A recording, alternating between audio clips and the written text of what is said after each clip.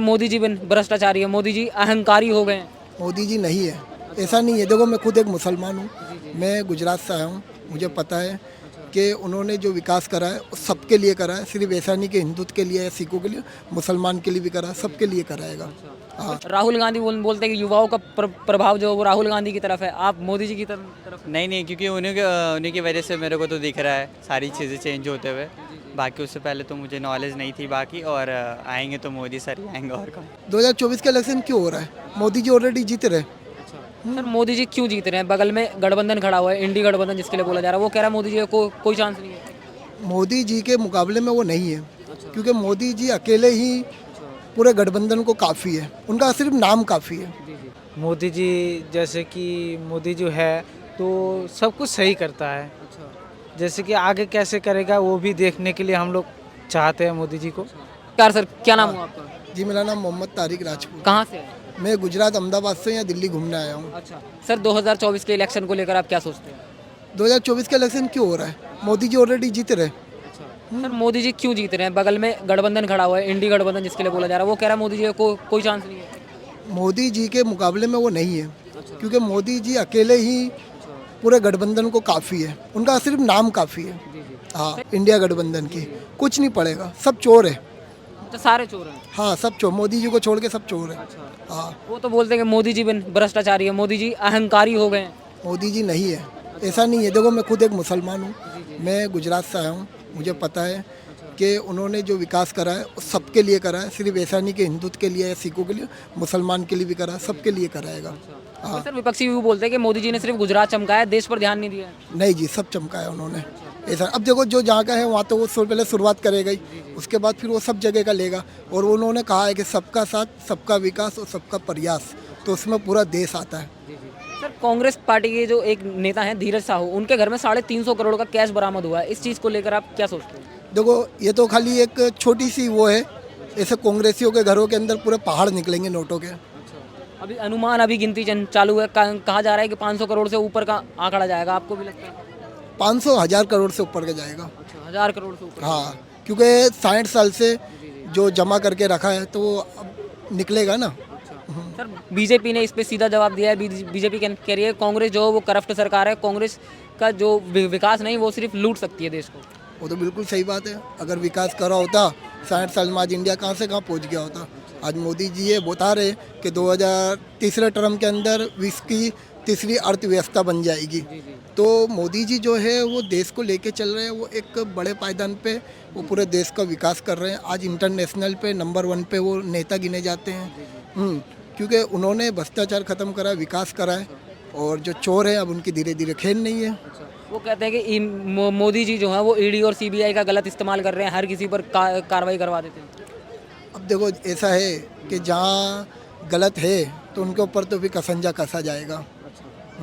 अब वो तो विरोध में बोलेंगे ही कि गलत इस्तेमाल हो रहा है। ऐसा नहीं है, वो पार्टी जो है, मुझे पता है कि मोदी जी जो कर रहे हैं वो सही कर रहे हैं, वो गलत नहीं करेंगे, क्योंकि जो गलत है वो उनके लिए तो फिर कसंजा कसा जाएगा। सर कांग्रेस के एक नेता हैं चित्तरमन, उन्होंने आज ट्वीट कर बताया कि 24 में जो है वो मोदी जी की हवा है। इससे लगता है कांग्रेस ने अपने घुटने चुनाव से पहले ही टेक दिया। बिल्कुल, मैं बोलता रहा हूँ, इलेक्शन हो क्यों रहा है, डिक्लेयर कर दो, कोई मतलब नहीं, खोटा देश का खर्चा होएगा। तीसरा इलेक्शन मोदी जी जीत रहे हैं। मतलब आपने डिक्लेयर कर दिया कि मोदी जी ही आने वाले हैं? मैं क्या, पूरा देश ने डिक्लेयर कर चुका है। सर ये बताइए कि जो पैसे निकले हैं 350 करोड़, इसके धीरज साहू जी के घर में वो निकले हैं, उन्होंने कहा है कि ये पैसा जो है वो शराब बिक्री का है, इससे कांग्रेस पार्टी का जो है वो कोई लेना देना नहीं है, कांग्रेस पार्टी एकदम साफ सुथरी सरकार है। देखो अब वो पैसे निकले हैं तो बात को तो इधर उधर घुमाएंगे ही, वो सब कांग्रेस के ही हैं, सब देश का। असल में कांग्रेस का भी नहीं है पैसा, वो तुम्हारे हमारे जैसी जनता का पैसा है जो सब लूट के भरा हुआ है। अब ऐसे पैसे मोदी जी निकालेंगे, जिस तरह 2016 में नोटबंदी करके घरों में से पैसा निकाला, ऐसे अब चोरों के घरों में से निकलेगा। सर ये बताइए कि अभी 2020 में धीरज साहू जी ने बयान दिया था कि उनके जो टोटल संपत्ति है वो 35 करोड़ की है, और अभी उनके घर में 350 करोड़ बरामद हुए हैं, और उनका शराब का कारोबार है। तो आपको लगता है कि झारखंड और बिहार में शराब बैन है, तो शराब बैन होने के बाद भी सालाना उन्होंने 100 करोड़ का व्यापार किया है? ये शराब तो जी आप एक अनुमान ये सब लगा रहे हैं, सब ये जनता का पैसा ही है, सब चोरी करा हुआ ही पैसा है। और शराब का पैसा है तो फिर बिल्कुल गलत है, क्योंकि जो हमारे अंदर भी शराब हराम है, शराब गलत है तो गलत है, तो उसका पैसा अगर निकला है, पकड़ा गया तो और अच्छी बात है। मैं तो चाहता हूँ कि मोदी जी ऐसे और कदम उठावे और पकड़े जावे चोर। चलिए बहुत बहुत शुक्रिया सर, बहुत अच्छा लगा आपसे बात करके। नमस्कार भैया, कहाँ से हैं? इलाहाबाद से। अच्छा, इलाहाबाद से हैं। क्या नाम हुआ अभी आपका? अंश। अच्छा अंश जी, 2024 में इलेक्शन आने वाले हैं, प्रधानमंत्री आपके लिए चुनने का मौका मिला है, तो किसको चुनना चाहते हैं? नरेंद्र मोदी जी। अच्छा सर, नरेंद्र मोदी जी के लिए क्यों चुनना चाहते हैं?